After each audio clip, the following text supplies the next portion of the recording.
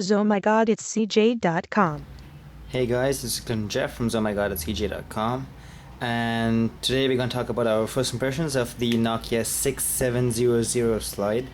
We've had the 6700 for about a day and a half right now. So yeah, these are our first impressions.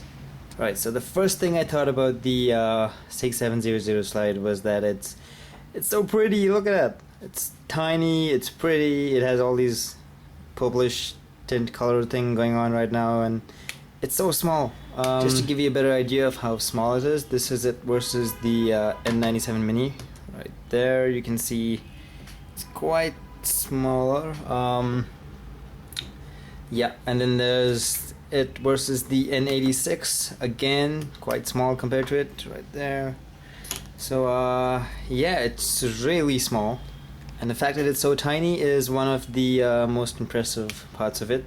The OS is Symbian S60 version 3 feature pack 2, so everything's really fast and smooth. No animations, as you can see right there, unless you turn them on, but that's the new home screen. You can have up to 6 applications at the bottom up right there.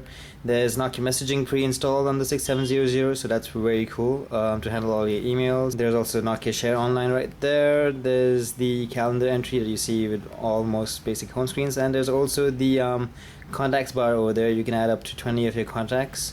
The home screen contacts thing over there is pretty much exactly the same as it is on the 5800.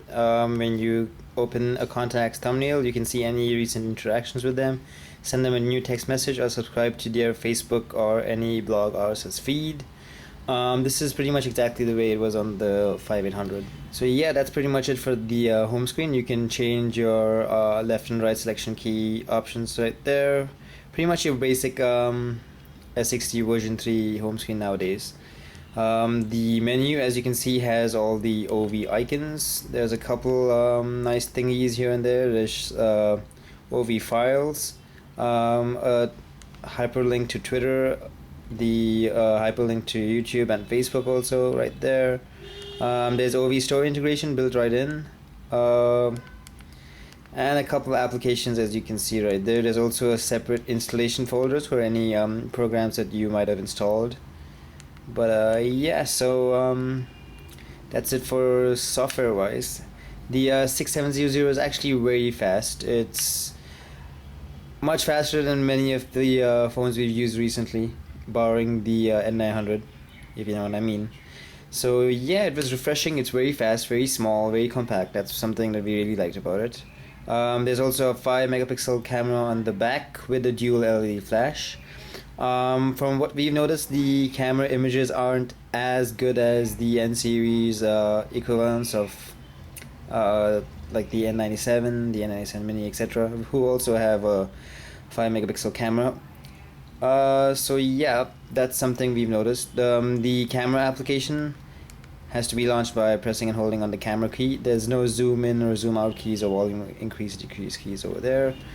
And once you're in video mode, you also notice that there is also a panorama mode that allows you to take panorama pictures on the 6700 slide. That's pretty cool. The slider is very, very snappy. As you can see, it snaps right in, snaps open, snaps closes very fast. Definitely something we really liked about the 6700.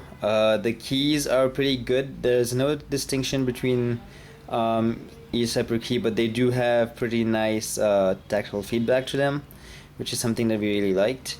Typing things very fast could be a little bit of a problem here because there are no distinct keys as such. They're all on one flat little line there, so that's something you might want to know. The keys on the top slider are also equally good. They have a nice tactile feedback to them, no complaints as such.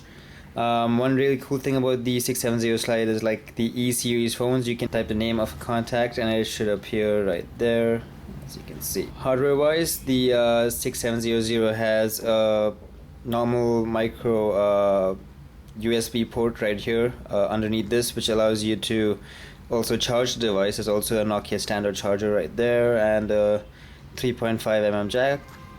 So yeah, it's pretty good. Something that we were missing was GPS and Wi-Fi. The 6700 doesn't have GPS or Wi-Fi.